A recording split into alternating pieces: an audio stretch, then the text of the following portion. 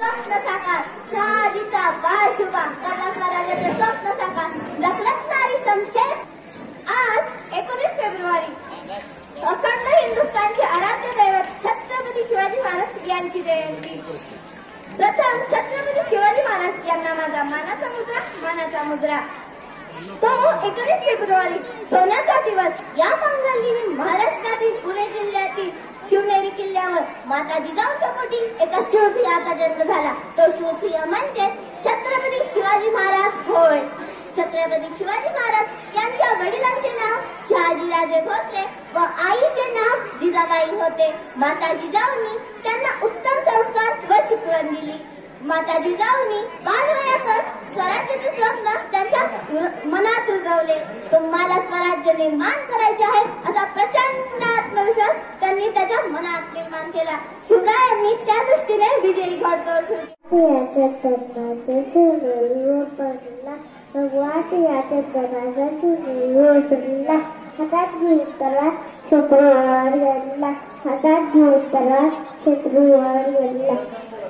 माता असा एक शिवाजी राजा गेला। शिवाजी राजा फेब्रुवारी 1933 ह्या शिवाजी महाराजांचा जन्म झाला। त्याच्या आईचे नाव जिजाबाई होते। त्याच्या वडिलांचे नाव शहाजीराजे होते। असं करून मी माझं भाषण संपूर्ण करते। जय जिजाऊ जय शिवबाई।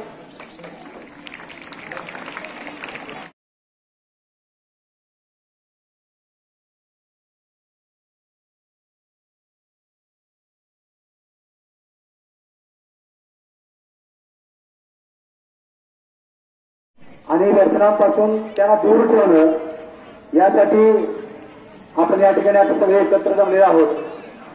अजून हालताय बघा मुलं, अजिबात झालं मुळे व्यसन लागतात। अनेक प्रकारची व्यसन आहेत। एवढ्या प्रकारची व्यसन आहेत की ती व्यसन कुसंगतीमुळे लागत असतात आणि अशा व्यसनांच्या पासून आपण दूर राहिले पाहिजे किंवा व्यसनापासून दूर राहून आपण व्यसनमुक्ती सुद्धा केली पाहिजे। ही एक सामाजिक जबाबदारी आहे आपली आणि हा एक सामाजिक प्रश्न आहे। या सामाजिक प्रश्नासाठी सर्वांनी मोठ्या प्रमाणात पुढे आलं पाहिजे। कारण आपल्याला जर प्रगतशील विकसनशील भारत निर्माण करायचा असेल तर ही तरुणांची पिढी आहे ती सक्षम आणि स्ट्रॉंग तयार करायची आहे। आणि ही पिढी तयार करत असताना या पिढीला व्यसनापासून पहिल्यांदा दूर ठेवलं पाहिजे।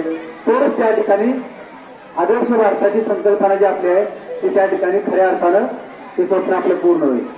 आणि म्हणून व्यसनाधीनता ही वाढती व्यसनाधीनता तरुणांच्या मध्ये हा एक चिंतेचा विषय आहे आणि खूप मोठा विषय आहे।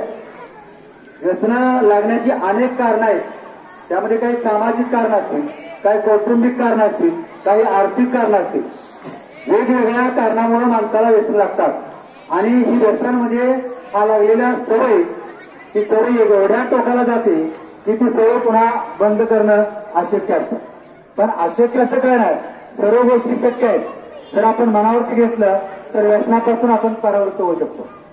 आणि म्हणून तरुणांनी यामध्ये विशेष लक्ष दिलं पाहिजे की बालवयापासून अगदी वृद्धापर्यंत व्यसन सर्वांना आहेत, तर ती व्यसन मुक्ती करणं आणि व्यसनाच्या आहारी न जाणं ही प्रत्येकाची सामाजिक जबाबदारी। आणि त्यामुळं आपण त्या ठिकाणी मुलं म्हणून, देशाचे तरुण म्हणून आपण ही जबाबदारी सर्वांनी पूर्ण करावी। कारण व्यसनामुळं आज अनेक पिढ्यांचं नुकसान झालेलं आहे। त्यामध्ये शैक्षणिक नुकसान आहे, आर्थिक नुकसान आहे, सामाजिक नुकसान आहे, कौटुंबिक नुकसान आहे। आणि अशा प्रकारचं नुकसान होत असताना आपण ते उघड्या डोळ्यात न पाहता व्यसनांच्या विषयी आवाज उठवला पाहिजे आणि व्यसन मुक्ती करणं ही आपली जबाबदारी आहे। मुळात स्वतःला व्यसन लागू न देणं, व्यसन म्हणजे शोध करणं। काही श्रीमंत उच्चभ्रू माणसं आपला वेळ घालवण्यासाठी किंवा मौज मजा करण्यासाठी व्यसन करतात आणि हे व्यसनाचं लोन अगदी ग्रामीण भागापर्यंत आलेलं आहे। आज सकाळी त्यासाठी आपण दप्तर तपासणी मोहीम घेतली होती। सर्वांचे दप्तर तपासलं ना? शिक्षकांनी सर्वांनी तपास दप्तर ना?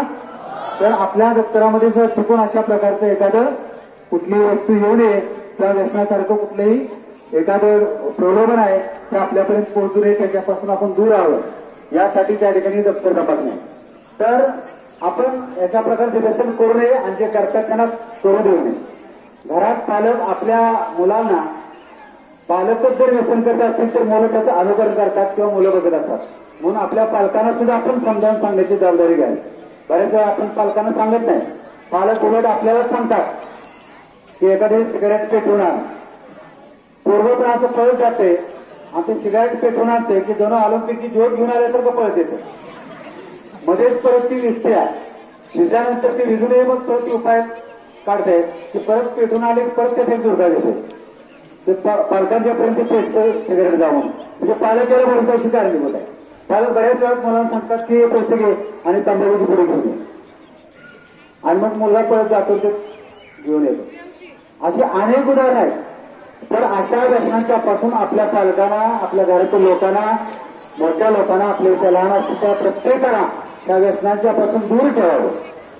आणि यासाठी आज व्यसन मुक्ती दिवस त्या ठिकाणी आपण साजरा करतोय. तर त्याच्यासाठी आपल्याला एक शपथ घ्यायची आहे. सर्वांना सूचना दिल्यानंतर उठून उभं राहायचं आहे, सर्वांनी प्रश्नांसाठी तयार व्हायचं आहे आणि ती शपथ घ्यायची आहे. मी स्वतः व्यसन करणार नाही आणि इतरांनाही करू देणार नाही, अशा प्रकारचं व्यसन मुक्तीचं शपथ घ्यायचं आहे. आणि शपथ घराघरात आपल्या सर्वांच्यापर्यंत, समाजापर्यंत हे पोहोचवायचं आहे. आणि हे आपली एक सामाजिक जबाबदारी आहे. आणि व्यसन कुणालाही करू द्यायचं नाही आणि आपणही करायचं नाही. या संदर्भात आपण सर्वांनी काळजी घ्यायची.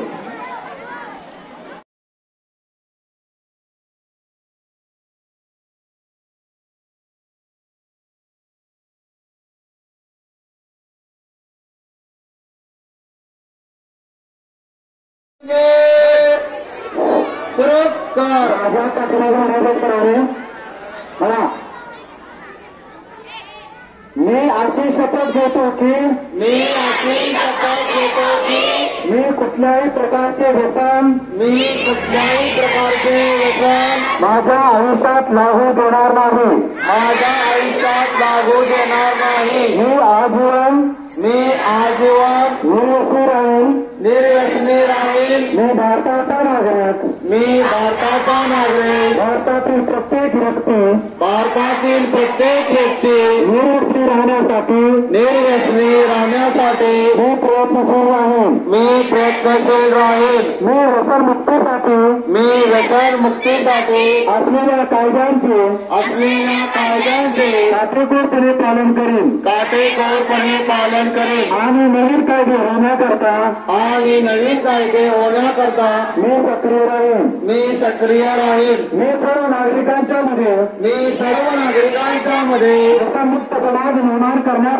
व्यसनमुक्त समाज निर्माण करण्यासाठी सर्वतोपरी प्रयत्नशील राहून अंमली पदार्थांच्या विरोधात आयुष्यभर कार्यरत राहण्याचा संकल्प करीत आहे. मी राष्ट्रगीत,